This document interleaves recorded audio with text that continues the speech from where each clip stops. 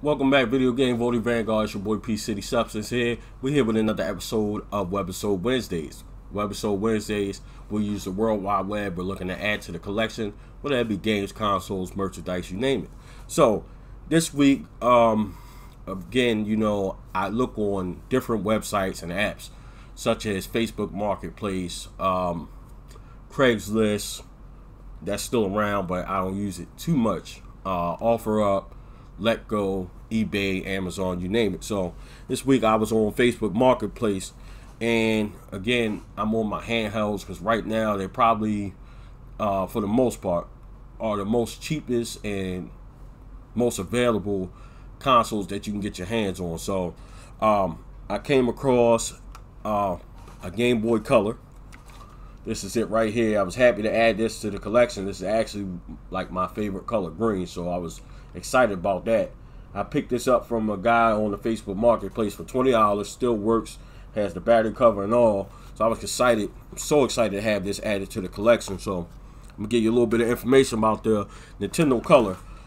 So it's originally released November 18th, 1998 in North America, which is 4 days after my birthday, which is November 14th. And at the time, I was 13 years old.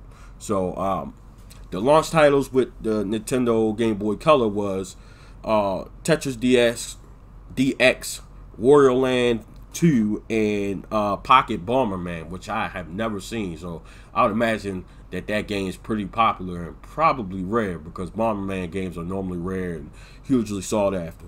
So I'm gonna have to take a look for that. It was the successor to the original Game Boy.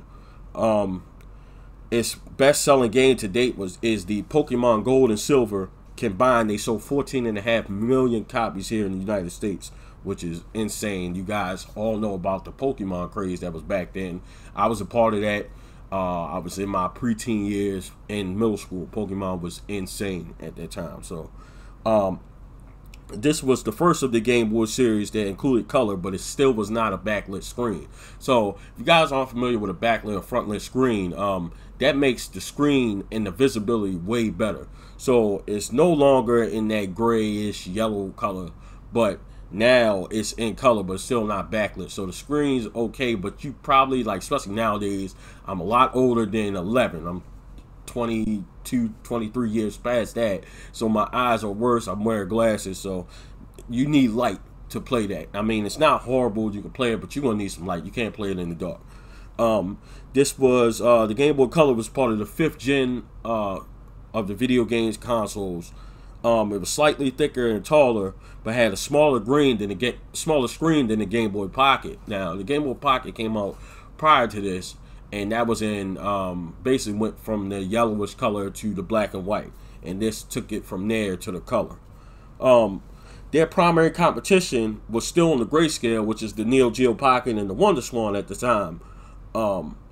And to counteract that, both SNK, who made the Neo Geo Pocket, and Bandai, who made the Wonder Swan, and also the guy who created the Wonder Swan, is the same gentleman behind the original Game Boy as well as the Virtual Boy. I can't remember his name right off the top of my head, but after the failure of Virtual Boy, or the quote-unquote failure of Virtual Boy, they basically let him go, and he went to Japan and created the Wonder Swan over there to compete with the Game Boy, and it actually did really well and never made it over here in the States. But let's move on with this Game Boy Color. So SNK and Bandai would basically counter the Game Boy Color with their own color consoles respectively, the Neo Geo Pocket Color and the Wonder Swan Color. So the Game Boy and the Game Boy Color combined sold 118 million copies, which makes it the 3rd best-selling game console of all time. That's fantastic and very believable. Game Boy was, back then, it was a big deal, especially if you're old enough to remember. Game Boy was a big deal. I know I personally owned the original one. I had one of the Play It Loud versions. I believe it was red. My little brother had the Pocket. He also had the Color. And I want to say later on he ended up getting a Game Boy Advance. So after that, I was kind of moving to the home consoles and actually playing with a controller.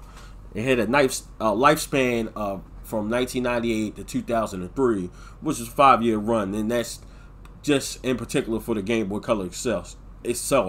and its successor was the Game Boy Advance. And as you know, that became a frontlit screen, I believe, with the Game Boy Advance. So I'm very, very excited to have this added to the collection.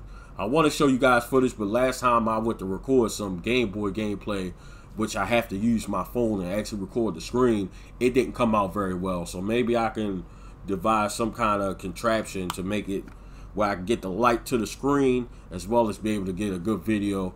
If not, you guys aren't going to see any, unfortunately, because I don't want to put any garbage up here on the channel or a part of the video. So I'm definitely excited to have this added to my collection.